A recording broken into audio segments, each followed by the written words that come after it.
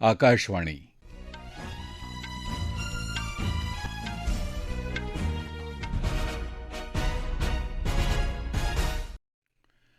दीपक वेलणकर राष्ट्रीय बातम्या देत आहे.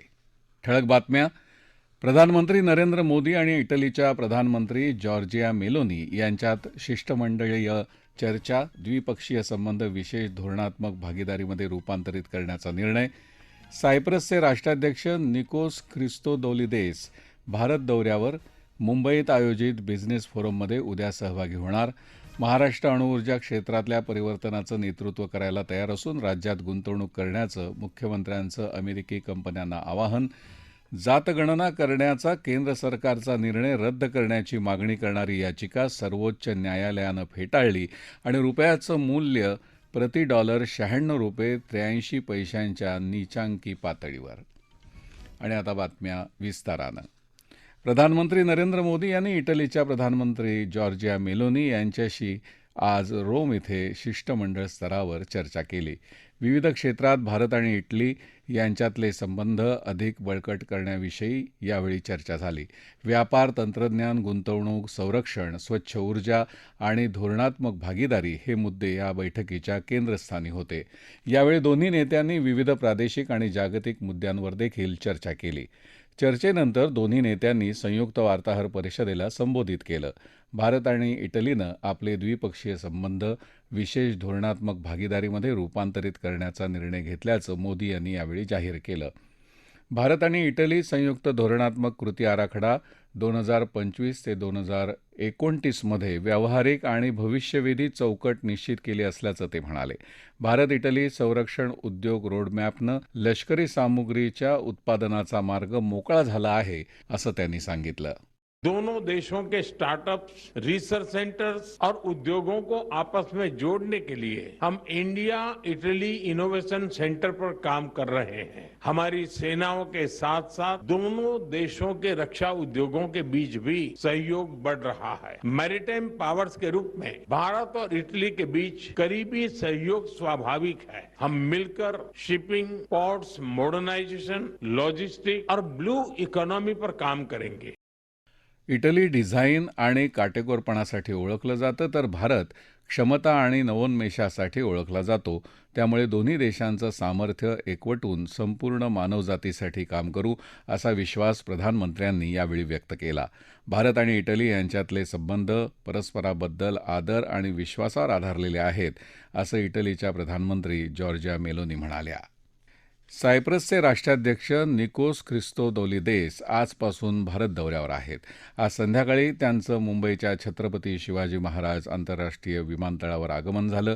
राज्यपाल जिष्णुदेव वर्मा, मुख्यमंत्री देवेंद्र फडणवीस आणि राजशिष्टाचार मंत्री जयकुमार रावल यांनी त्यांचं स्वागत केलं. त्यांच्याबरोबरच्या शिष्टमंडळात सायप्रसचे परराष्ट्र व्यवहार मंत्री कॉन्स्टंटिनोस कोम्बोस तसंच इतर वरिष्ठ अधिकारी आणि उद्योग जगताचे प्रतिनिधी यांचा समावेश आहे. पुढच्या वर्षी फेब्रुवारीत भारत सायप्रस राजनैतिक संबंधांना 65 वर्ष पूर्ण होत आहेत. तसंच युरोपीय संघाचं अध्यक्षपद सध्या सायप्रसकडे असल्यानं या दौऱ्याला महत्त्व प्राप्त झालं आहे. ख्रिस्तोदोलिदेस या दौऱ्यामध्ये राष्ट्रपती द्रौपदी मुर्मू, प्रधानमंत्री नरेंद्र मोदी तसंच परराष्ट्र व्यवहार मंत्री डॉ. एस. जयशंकर यांची भेट घेणार आहेत. व्यापार, गुंतवणूक, संरक्षण, कृत्रिम बुद्धिमत्ता, तंत्रज्ञान अशा विविध क्षेत्रात सहकार्य बळकट करण्याबाबत दोन्ही देशांमध्ये चर्चा होईल. मुंबईत आयोजित बिझनेस फोरममध्ये उद्या ते सहभागी होणार आहेत. महाराष्ट्र अणुऊर्जा क्षेत्रातल्या परिवर्तनाचं नेतृत्व करायला तयार असून अमेरिकन कंपन्यांनी महाराष्ट्रात गुंतवणूक करावी, असं आवाहन मुख्यमंत्री देवेंद्र फडणवीस यांनी केलं. ते आज US nuclear execution mission in India या अंतर्गत आयोजित अणुऊर्जा आणि अमेरिका भारत धोरणात्मक भागीदारी या परिषदेमध्ये बोलत होते. भारत आणि अमेरिका यांच्यातले संबंध आता तंत्रज्ञान, संरक्षण, कृत्रिम बुद्धिमत्ता आणि पुरवठा साखळी या क्षेत्रात अधिक मजबूत होत आहेत.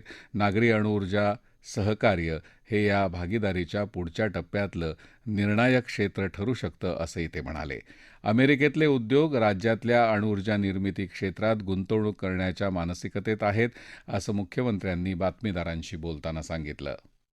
अमेरिकेतल्या जागतिक न्यूक्लिअर पॉवर कंपनीज आहेत, न्यूक्लिअर मॅन्युफॅक्चरिंग कंपनीज आहेत, ज्यांनी या समझोत्यानंतर दिल्लीनंतर आपला चर्चासत्र हे महाराष्ट्रात केलं.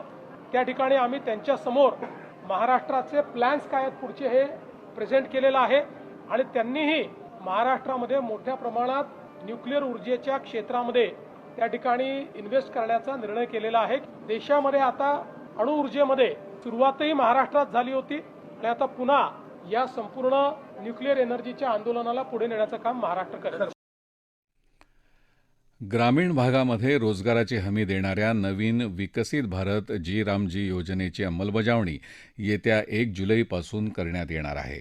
केंद्रीय ग्रामविकास मंत्रालयानं आज संसदीय समितीसमोर त्याबाबतचं सादरीकरण केलं. देशातल्या 25 राज्यांनी या कार्यक्रमासाठीची तरतूद आधीच केली असल्याची माहिती त्यामध्ये दिली. या राष्ट्रीय बातम्या आकाशवाणीच्या मुंबई केंद्रावरून देत आहोत. आकाशवाणी मुंबईच्या AIR न्यूज मुंबई या इंस्टाग्राम पेजवर तुम्हाला दिवसभर महत्त्वाच्या बातम्या वाचता येतील.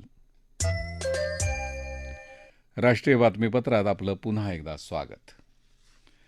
आगामी जनगणनेदरम्यान जातगणना करण्याचा केंद्र सरकारचा निर्णय रद्द करण्याची मागणी करणारी याचिका आज सर्वोच्च न्यायालयानं फेटाळली. सरकारला कल्याणकारी योजना राबवण्यासाठी मागासवर्गीय लोकसंख्या नेमकी माहीत असणं गरजेचं आहे, असं मत प्रदर्शित करत सरन्यायाधीश न्यायमूर्ती सूर्यकांत यांच्या नेतृत्वाखालच्या पीठानं सरकारच्या धोरणात्मक निर्णयामध्ये हस्तक्षेप करायला नकार दिला. जागतिक बाजारात आज तेलाच्या दरामध्ये घसरण झाली. कच्च्या तेलाचा दर 2.3% खाली येऊन $108.07 प्रति बॅरल इतका झाला. परकीय चलन बाजारामध्ये रुपयाचं 30 पैशांनी अवमूल्यन झालं आणि त्यानं प्रति डॉलर $96.83 इतकी नीचांकी पातळी गाठली.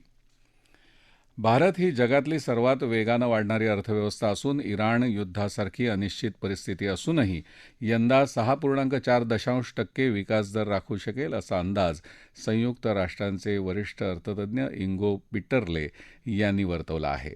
जगाची आर्थिक स्थिती आणि प्रगती अहवाल याविषयी ते बातमीदारांशी बोलत होते. यंदा GDPमध्ये किंचित घट झाली तरी पुढच्या वर्षी भारतीय अर्थव्यवस्था पुन्हा उसळी घेईल असा विश्वास त्यांनी व्यक्त केला. 8 प्रमुख उद्योगांच्या एकत्रित निर्देशांकात यावर्षी एप्रिलमध्ये 1.7% वाढ झाली, जी मार्चमधील 1.2% पेक्षा आहे. वाणिज्य आणि उद्योग मंत्रालयानं जारी केलेल्या आकडेवारीनुसार गेल्या महिन्यात वार्षिक आधारावर सिमेंट उत्पादनात 9.4%, पोलाद उत्पादनामध्ये 6.2% आणि वीज निर्मितीमध्ये 4.1% वाढ झाली. IPL क्रिकेट स्पर्धेमध्ये आज कोलकात्याच्या ईडन गार्डन्स मैदानावर कोलकाता नाईट रायडर्स आणि मुंबई इंडियन्स यांच्यात सामना सुरू आहे. कोलकाता नाईट रायडर्सनं नाणेफेक जिंकून प्रथम क्षेत्ररक्षण करण्याचा निर्णय घेतला आहे. शेवटची बातमी हाती आली तेव्हा मुंबई इंडियन्सच्या 7 षटकात 4 बाद 50 धावा झाल्या होत्या. हवामान.